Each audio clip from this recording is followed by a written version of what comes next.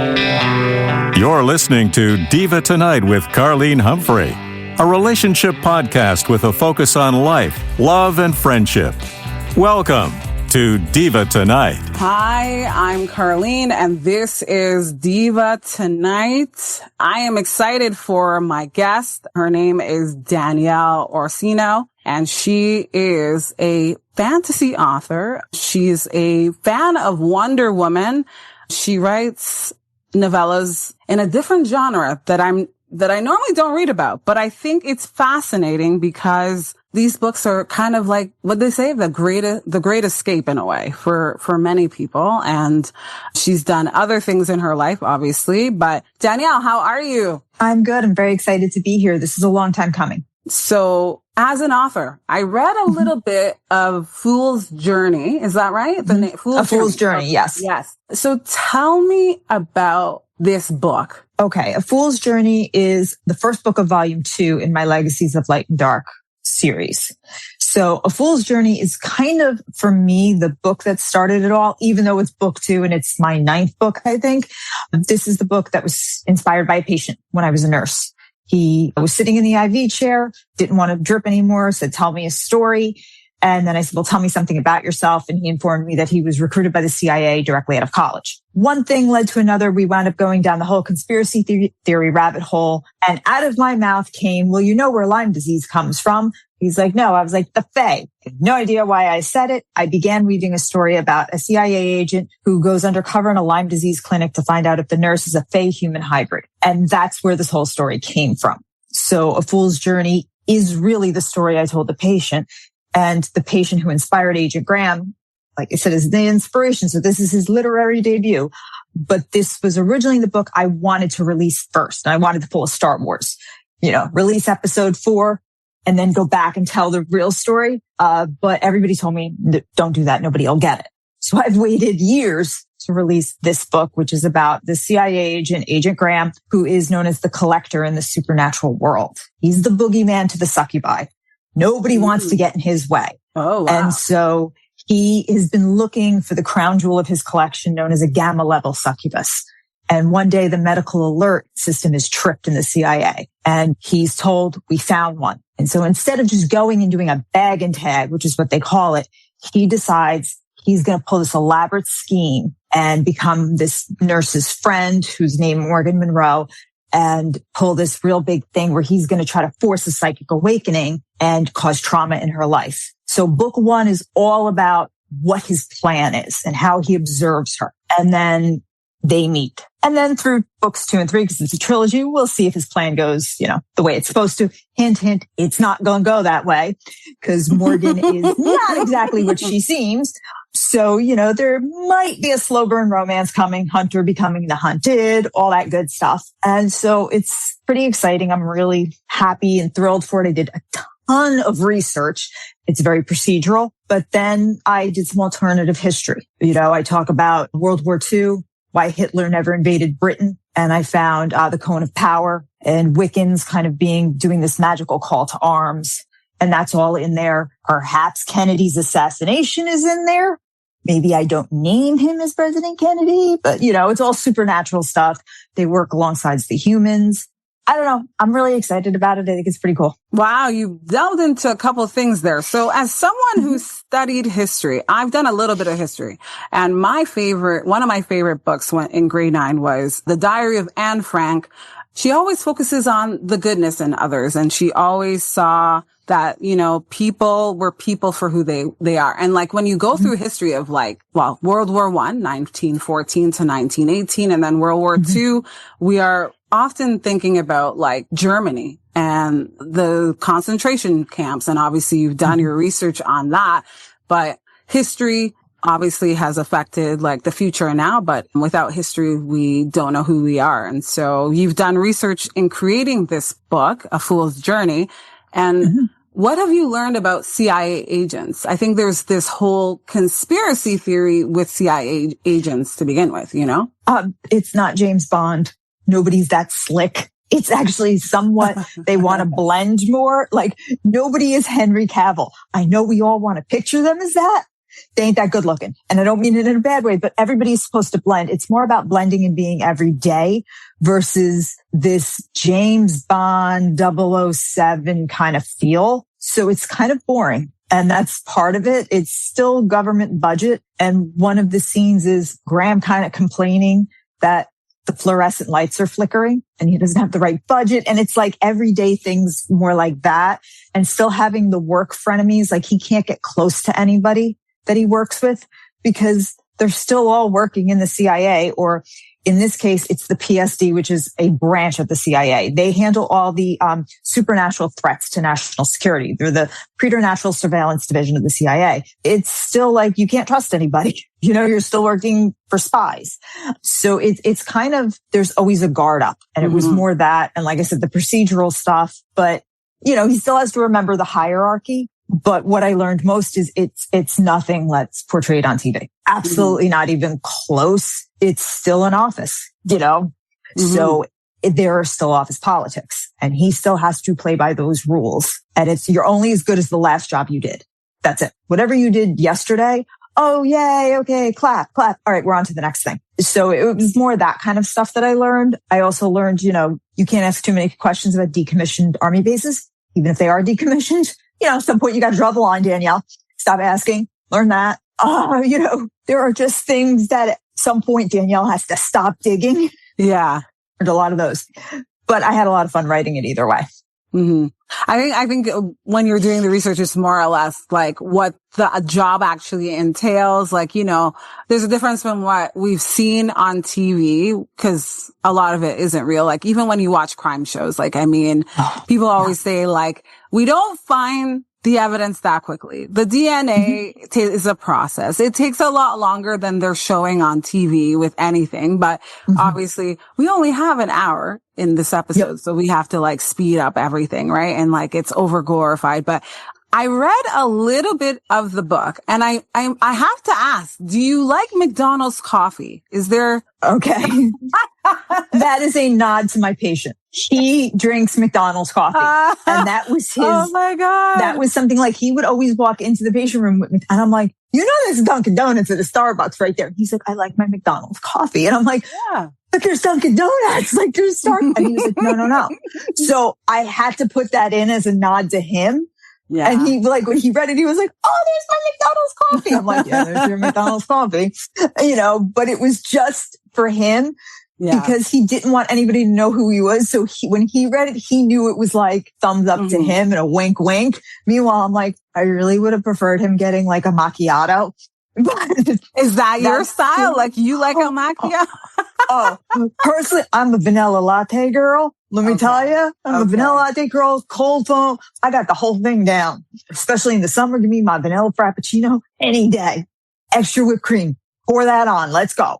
But yeah, no, he wasn't going for it. So yeah, let it go. No, but I like it. I like this sets the scene because I think for every coffee lover out there, myself included, like I think we picture ourselves. I'm like, oh yeah. So like when I'm at the coffee shop and we all need our alone time to reflect. Like some people like to people watch, some people, but I think it was an interesting way to start the book. So I was just like, oh, Thank you. Wait a minute, just like homage to the character, I guess, and like where we start off, right? So. Yeah, it was just cool. Yes. You know, it was showing. I wanted to give the illusion that this is just a regular guy until things start to unfold. But yeah, it's just that little, we all have our thing. We all have our vice. To pique interest, you know what I mean? And so obviously it is interesting and I do have to read more. So I'm not I used to read a lot of, what did I read? What's her name? So Emily Giffin is one of my favorite authors. She writes chick lit. I do like fantasy with movies. Like I like Lord of the Rings and I like the Chronicles of Narnia. I didn't read the book, but a lot of those movies, when I was younger, I liked Narnia because it felt like the escape. And I think that's what you do with your books. And so for you, it seemed like your great escape is one, like your favorite character is Wonder Woman. And I've learned a lot about Wonder Woman, and she's a very interesting character to say, you know what I mean? And so why did you like Wonder Woman? Wonder Woman for me is everything I wanted to be growing up. You know, I started watching Batman and Robin. Then, you know, Catwoman was like, oh my gosh, she's awesome. Then Batgirl came on the scene. I moved on to Green Hornet. And then, you know, Kato, I was like, whoa, who's this dude? You know, I'm like, what's up with that? He drives the car and he doesn't need a belt. Okay. And then Linda Carter came on and I was like, stop. Who is this? It's a chick. She's saving the guy and she looks like that. What is happening here? And the whole paradigm just shifted and I was like, but she was everything I wanted to be. She was non-apologetic for what she was. That's what I think struck me.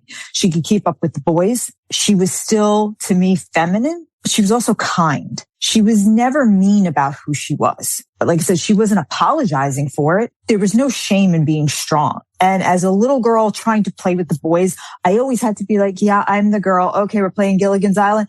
I'll be Ginger, captured by whomever, and I'll go wait by the tree tied up. And then if I broke loose, I had to apologize for messing the game up or something. Wonder Woman never apologized. And I'm like, what's happening here? So that was a big part of it. She was just unapologetic for being a woman. And I'm like, I like this thing that's happening. And there was kindness still to it. I never saw her, even when she was fighting the bad guy, she wasn't mean about it. There was still why don't you do this? Can you be nice? And then the more I listened to the records, read the comics, that was still there. She was never mean to the other girls. And I was an outsider and I was still the girls were being mean to me. And I'm like, why can't we all, you know, live on an island and be nice girls? Like all of that was what I wanted, was sisterhood, camaraderie. So there was a lot that I didn't have in my own life that I wanted from Wonder Woman. And the more I grew up and I understood the character, the more I realized she was really a fish out of water. And I understood that outsider thing. She always still wanted to go home, but couldn't go home once she left the island.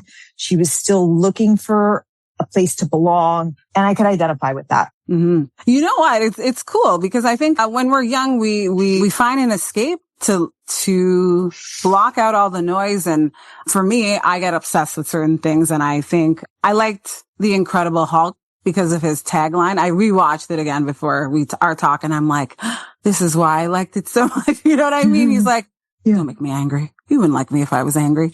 And you know, it's just the classic thing. Cause like, if you're in an environment where people are always angry and you watch that and I'm like, and then when he gets angry, it's so cool. Like he turns into the Hulk. It's like, another thing. And so I think with many characters for me, I like you, Wonder Woman wasn't one of them that I watched, but I did like Batman and Robin. And I loved, you know, the original Michael Keaton.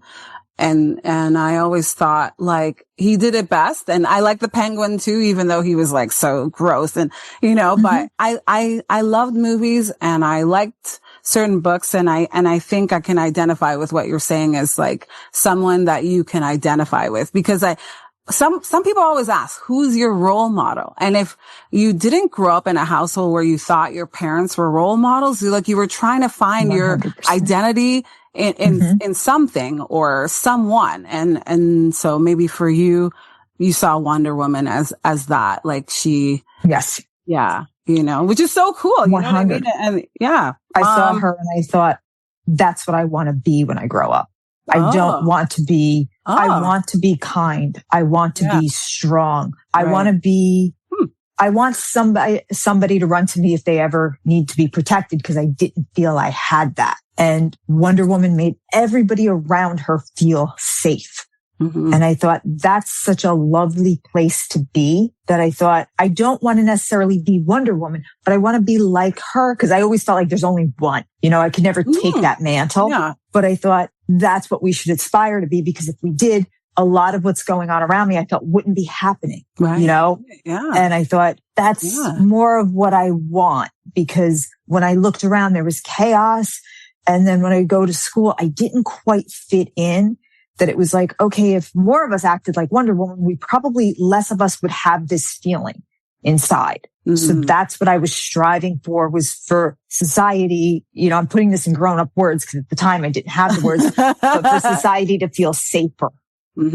That's what I was really looking for, because I didn't understand what was happening. I just knew something was definitely missing. And there was a point of just, there's judgment, there's chaos, there's yelling, there's screaming, there's, I was too young and things were being thrown at me that I'm like, I can't handle this. So when I grow up, I want to be that rock. So that's kind of where it was going for me. Mm-hmm. See, I can see the strong personality type. I think it took me a lot longer to find my identity. And now that you're talking about it, I think that's why, for me, I liked Anne of Green Gables, because I felt like she was more like me, very chatty, always getting in trouble for talking too much. And that was me in school too. Like, the teachers always said, oh, Carlene is great, but she just talks too much. She distracts, the class in that way. And so school was, for me, my happy place. And it took me a long time to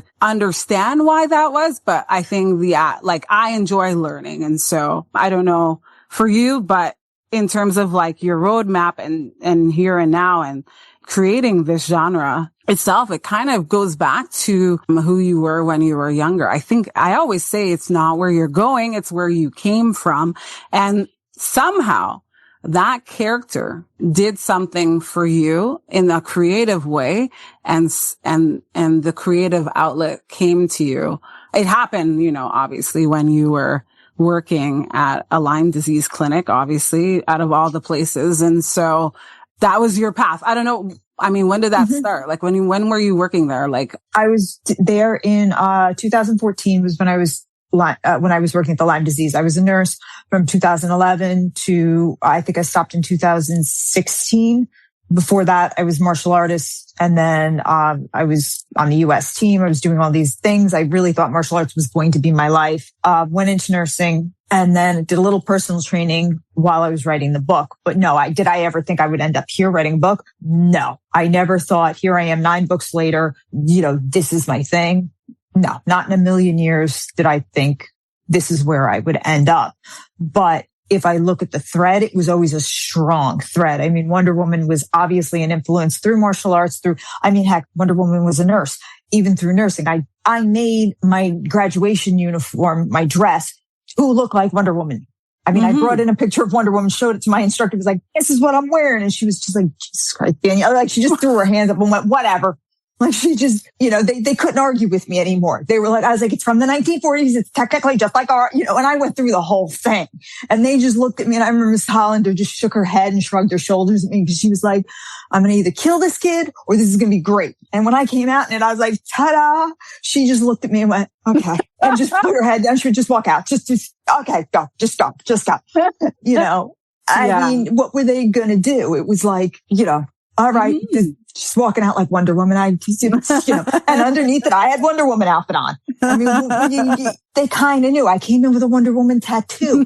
There was not much you could say that you could have been that surprised by me that this was going to happen. But, when I cosplay a lot as Harley Quinn, and I kind of joked and said, would you rather I was more influenced by Harley Quinn? I mean, she's a sociopathic psychologist. What would you prefer when I'm working with patients I act more like? Wonder Woman or Harley? So I think I chose the better. I'm starting to act a little more like Harley every day, but I think I chose the better out of the two. So we're okay.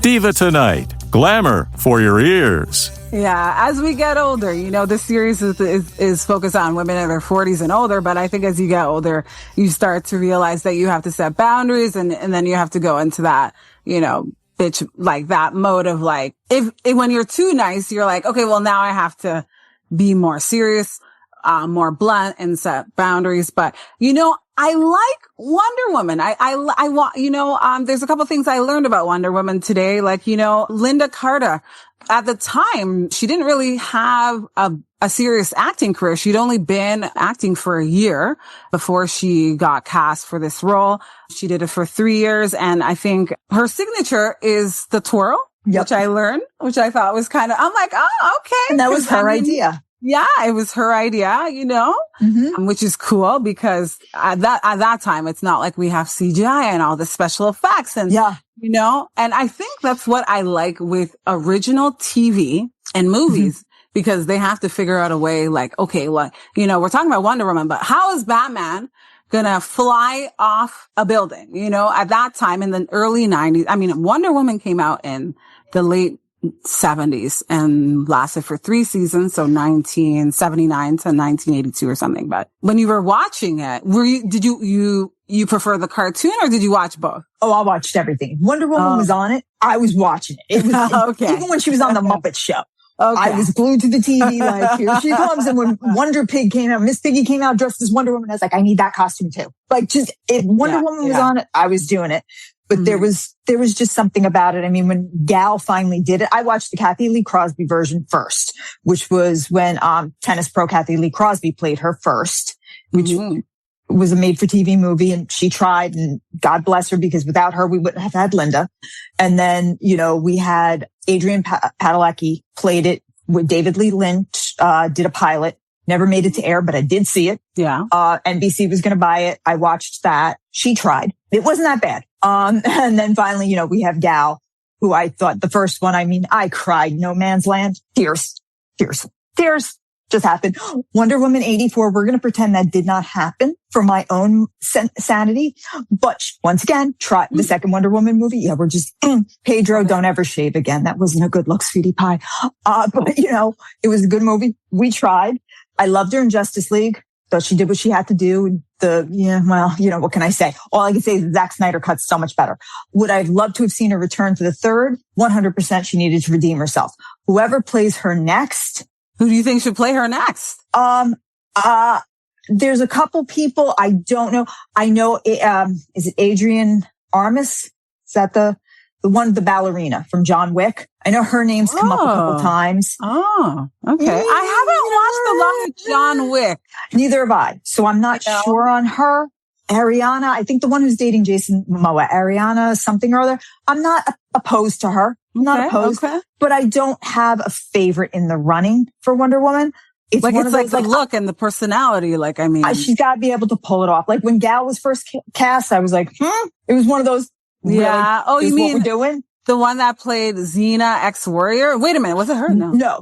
Lucy Lawless. Lucy Lawless has voiced her. But when Gal Gadot was first cast and they showed the very first pic from Batman versus Superman, I was like, this is who we got. But then she pulled it off and I was like, oh my gosh, she's amazing. I'm so happy. So I think it's just going to be whoever can embody her and really, I think it's one of those wait and sees. I feel like the director is important in like this. You know what I mean? It really is like with certain Marvel movies that, like, you know what I mean? The whole comic book series, I find, like, when you think about that, like it's the director. It's the director. Director has a really big impact. And there's certain directors that I like, you know what I mean? And so, he's not with us anymore, but what's his name? I can't remember his name, but, the movie that comes to me is Psycho and The Birds, Alfred Hitchcock kind of thing. Alfred Hitchcock, like there's certain directors that they just,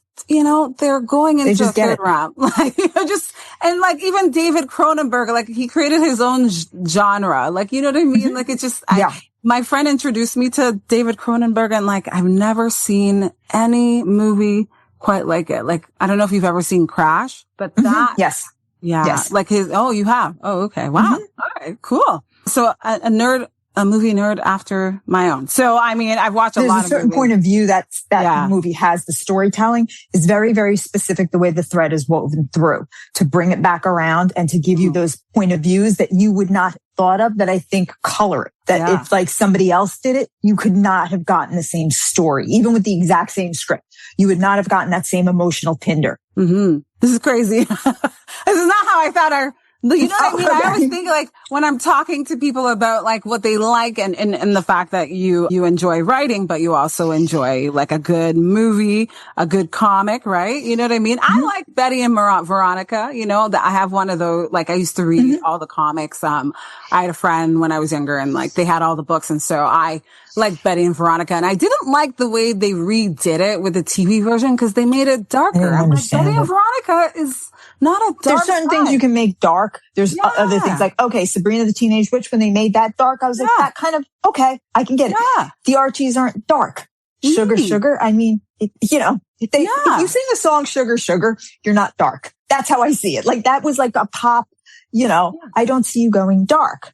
So, it's the younger crowd liked it, but yes, for they those loved of us who read the original comics, it's like, no, that doesn't, that was one of those ones that for me personally, I almost felt like, and maybe it's because Skeet Ulrich was in it, it almost seemed like Scream, but down a notch. Like I felt like they took that kind of move and I'm like, no, we don't do that with this. No. So it didn't really work for me, but I'm like, kudos, she gave it a shot. I'm just, for me, yes, I do have my thing about comic books. I like certain things. I like certain genres and certain time periods of comic books. Like Mike Deodato Jr. is one of my favorite artists. I love Stephanie Williams' writing. I think her writing is just, she is so underrated. Stephanie Williams, she did Nubia in the Amazons. It's phenomenal. I've loved Jim Steranko. He's the master, especially when it comes to covers. He redesigned Marvel and he set them in a totally different direction. And I think he breathed some new life into them. I think there's just certain artists, certain writers in the comic book industry that don't get enough credit. Even Mike Lilly does some beautiful work. But I think the comic book genre, we have the movies, but I think people forget the source material and don't give the people that wrote it enough credit or drew it. We wouldn't have those movies without the sources. And I think comic book storytelling in general sometimes people don't see it as art. And that writing and that artwork really is beautiful art. And especially for kids who are dyslexic, ADHD, comic books are a lifeline. I don't think that genre is given enough credit. It's only given to not that Todd McFarlane isn't a genius, but to the really biggies. And Tom McFarlane. Forget Spawn. He has McFarlane Toys now. He's known more now for his statues and toys and stuff. Okay. But, he shook up the industry when he left Marvel and he started Image. But a lot of the big artists we know, but then it's like, okay, there's a lot of little artists and little writers that are still keeping the industry going. So I think sometimes we have to get a little more credit. It's almost like with indie authors in the industry. Everybody's like Romantasy, Sarah J. Maas, Rebecca Yarros, blah, blah, blah. And it's Danielle Steele, don't forget her. And then there's like Jackie Collins, all the big people that came before them. Sometimes you forget there's a whole foundation below that keep the industry going. So it's not just the one or two big names. I think sometimes we kind of forget about those. Yeah, we do. We definitely do. I like you said, I like to compare the original because we are always looking at the newest one. Who is the newest? There's the Avengers and there's been so many other comic book movies, but even for looking back at the originals, I referred to Guillermo del Toro, and the reason I like him is because he obviously read Hellboy. He loves Hellboy. He had a whole collection of you know what I mean? When I walked through the exhibit, I was like, wow, I didn't realize how many Hellboy comics there were. But to see it right there in that room, I'm like, wow, this is amazing. For all the Hellboy fans out there, you know what I mean? Very interesting, to see that. I remember seeing Hellboy in theater. And so I like that, that movie. And he got it. Yeah. He got it right. Yeah. He got the tone of it right, I think. Yeah. And, I loved Hellboy. I really thought he did it. First one, beautiful. Ron Perlman. You listening?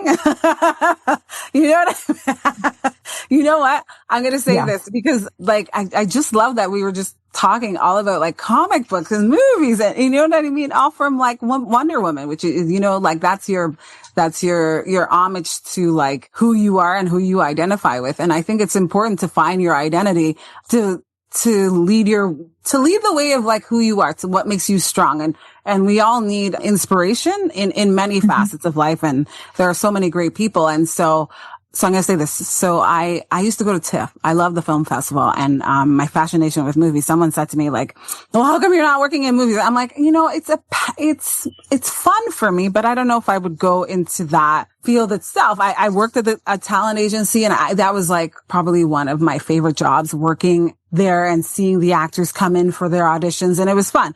But with The Shape of Water, I will never forget the day that I got the tickets. So I was waiting in the rush line and someone couldn't make the movie. So she gave me her ticket and my friend was already in the theater. So like, I was so excited. I'm like, oh my God, I got a free ticket. And like, I got in there and like, Guillermo comes out and he's introducing the film and like, we're sitting in the front row and it was like where the movie was filmed. Too was like so cool. So I think for me, that was a moment I will never forget because there are a lot of memories when I think back to the film festival with my friend and everything. But I think for me to see him talk about it and to take a picture and, the fact that he loves Toronto and the fans in Toronto and, everything like that. Those are the moments you appreciate as someone who enjoys watching movie to see the director and him talk about how long it took him, for Sony to sign on. It was like 5 years. I'm like, it took you 5 years to, you know what I mean? And like the process because he doesn't, I don't know if he's changed now, but Guillermo doesn't like CGI. He prefer to still film the old fashioned way and have the character in costume for hours. So like, that's why he cast the same people, the Pan's Labyrinth, like he cast the same guy, I think, who's worked with him before. It's just very interesting. I guess you could see my fascination with him,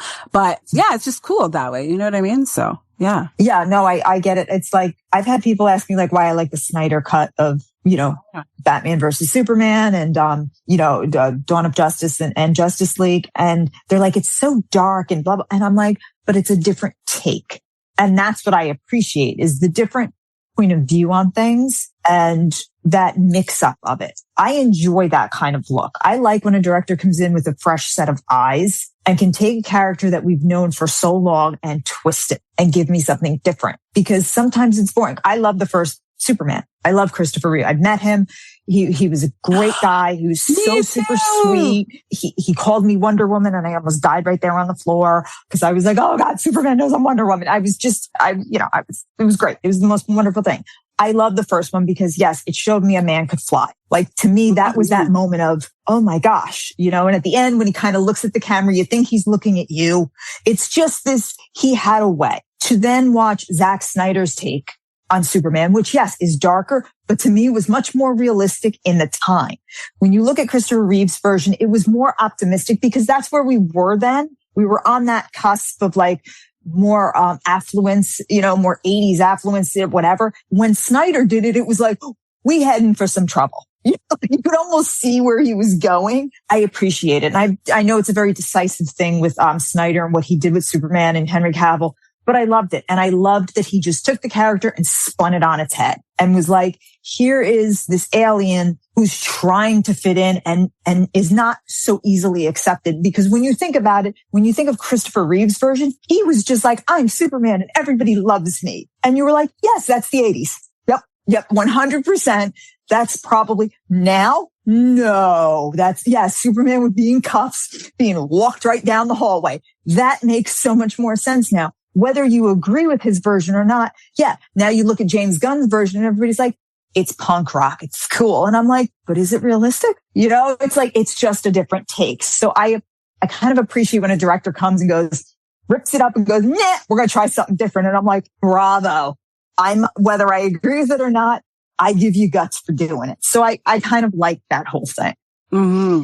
Yeah, I like that. And I like Lois and Clark. But, we talk a lot about how a comic book can be taken and turned into a film and like, what we haven't talked about is like your process. Like you said earlier, you do a lot of research into the characters and like, the storyline. And obviously the Fool's journey is based off of someone that you met, which is very interesting. And so like, a lot of references to him and I'm sure he appreciates that. And so for you as an author, is this a conversation to say, I would like you to try modern fantasy, like to read this genre, like, cause a lot of us, we don't necessarily, there's a lot of genres that we like, you know what I mean? Some people like fiction, nonfiction. And, do you feel like you gravitate to a certain kind of like, your demographic of readers, like, are they similar in that sense? I jump genres. Volume 1 is your Lord of the Rings mythic fantasy. Right. Volume 2 is urban fantasy. Yeah. I definitely inspire a different type of reader in both. In my volume 1, I actually skew more male, because I have no romance really. I am not romanticy in the first book, in the first volume at all. And I've turned off female readers because of it initially, because they wanted, when you hear fae nowadays, people are like, smut, fairy smut. All right. Shadow daddy. And I don't give you that in volume 1 at all. I give you dark, mythic, power, fantasy where it's contextually front loaded. It's going to make you think. It's a lot about found family. It's fallen angels. You go in if you go in thinking this is going to be great. Okay. It's going to be skipping through the forest. Oh, no. It's dark. It's very, you have to really sit and think about what you're reading, but it's a gateway drug into fantasy. Yeah. It's not 500 pages. My books are anywhere from 3 to 250. Right. So it's also shorter bites, but it makes you think, what would I have done in that situation? Crap, would I have done that? And I have a lot of people going, I don't know whose side I'm on. Like, I'm kind of on the court of light, but then again, Jarvok, I kind of get why he did that. I joke that it's very Magneto X-Men, where you're like, I don't agree with what he's doing, but I get why he's doing it. Okay. That's I like Magneto X-Men though. I like X-Men. That's where I'm at with volume 1. It's dragons. It's all that. Volume 2 is urban fantasy. Yes, there's romance, but it's spread over 3 books. They are not screwing in the first book. And I always tell people it's slow burn. Slow burn. It says it right there in the blurb. This is slow burn. The match is lit in the first one and the fire starts in the second one. So when people are like, oh my God, this would have been a good prequel, but this is, they're not holding hands. And I'm like, back of the book says it right there. I like to draw things out. So my books are very much, I say, old school Brandon Sanderson. Volume 1, they're going to be walking. There's going to be kings and queens. Volume 2 is very old school Kim Harrison in the sense that the male protagonists are strong-willed and it's going to take a while. You have to just stick it on for the ride. I'm not fast fashion, fast fantasy. That's not what I do. I'm not Shein. You're not going to go in and be like, can I have the shirt for $3.99 and just wear it out once? That's not what I'm about. You ain't getting that. So, you got to stick it out. Come on. Yeah. We want it now. We are in the culture. We want it now. Yeah, I am not that girl. You have to stick it out. But I also appreciate my readers so much that I try to tell them. And what I've said is, if you come along for the ride, I will take you by the hand and make sure, because I do so much research and I dress as my characters. And I do that because I want to let you know I'm emotionally invested. I know you're going to spend your hard-earned money on my book. I want to make sure this book is everything you want it to be. That's why there's a curated playlist. That's why all of that is in there, to make sure this experience is as immersive as possible for you, because I know you want an escape. I think what I can see is that the person who reads this kind of book will appreciate that you thought of them when you were writing A Fool's Journey. You know what I mean? And, you thought about the reader.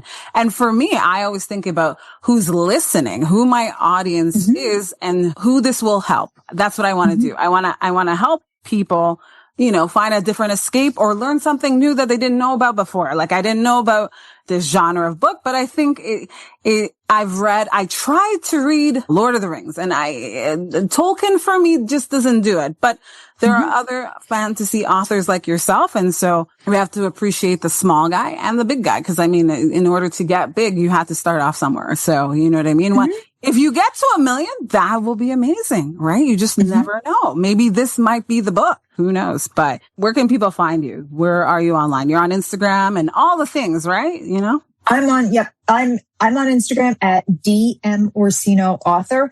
I actually finally just got on TikTok. I know. At Danielle.m.Orsino. That only took me 5 years or so, but I'm finally there. All the books are available on Amazon, Barnes and Nobles, Walmart.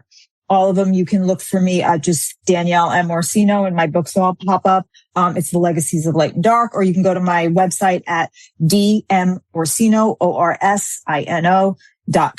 Find me there. Wherever you look for me, trust me, you'll find me. You can't miss this hair. It's too red. That's where I am. And, check me out there, sign up for my newsletter, all that good stuff. And I'll always keep you in touch on what's going on with the Fae. Always with the Fae. The Fae with Danielle Orsino. I'm Carlene, and this is Diva Tonight. Thank you so much for sharing. Wow. I'm going to read the book. I would love you. Love that. Yes, for sure. I'm going to finish reading it. I started, but yeah. Thanks for listening to Diva Tonight. Follow us on Instagram at Diva on the Radio. That's Diva with 2 I's. And don't forget to follow us on TikTok at Diva on the Radio for more clips and conversations you'll love. Want to share your thoughts or send us a message? Text us anytime at divatonight.buzzsprout.com. Until next time, stay fabulous.